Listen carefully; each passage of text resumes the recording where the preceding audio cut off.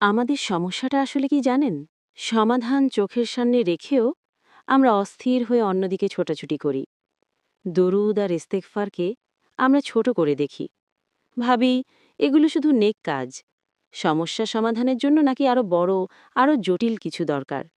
অথচ আল্লাহ সুবহানাহু ওয়া তাআলা নিজেই বলছেন, তোমরা তোমাদের রবের কাছে ক্ষমা চাও। নিশ্চয়ই তিনি অতিশয় ক্ষমাশীল। তিনি আকাশ থেকে তোমাদের জন্য প্রচুর বৃষ্টি বর্ষণ করবেন। তোমাদের ধন সম্পদ ও সন্তান দ্বারা সাহায্য করবেন। দেখুন, আল্লাহ সুবহানাহু ওয়া তাআলা ইস্তেগফারের সাথে কি জুড়ে দিয়েছেন: রিজিক, বরকত, সমাধান। আপনার সমস্যার সমাধানের প্রয়োজন, কিন্তু দরুদ ইস্তেগফার রেখে আপনি এদিক ওদিক ছুটে বেড়াচ্ছেন। এটা ঠিক যেন চাবি হাতে রেখেই দরজা ভাঙার চেষ্টা করা। তাহলে কি হবে? কষ্ট বাড়বে, সমাধান নয়। আপনার সমাধানের দরজার চাবি হল দরুদ এবং ইস্তেগফার।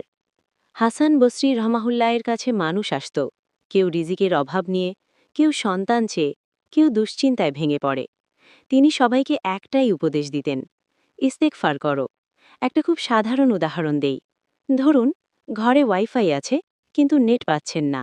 সমস্যা কি? আপনি কানেক্টই করেননি। দরুদ আর ইস্তেগফার ঠিক তেমনই।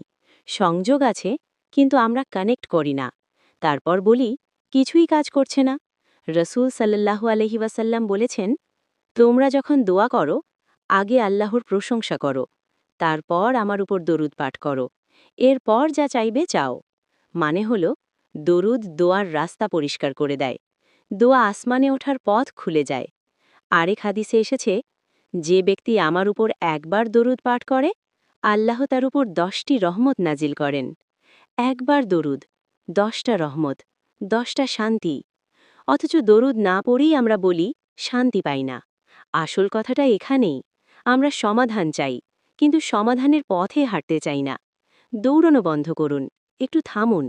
যার হাতে সবকিছু, তার দিকেই ফিরুন। দরুদ পাঠ করুন, ইস্তেগফার করুন। দেখবেন, আর কারো সাহায্য চাওয়ার প্রয়োজনই হবে না। যার হাতে সবকিছুর সমাধান আছে, শুধু তার কাছেই সাহায্য চাইবার মতো নিজেকে প্রস্তুত করুন।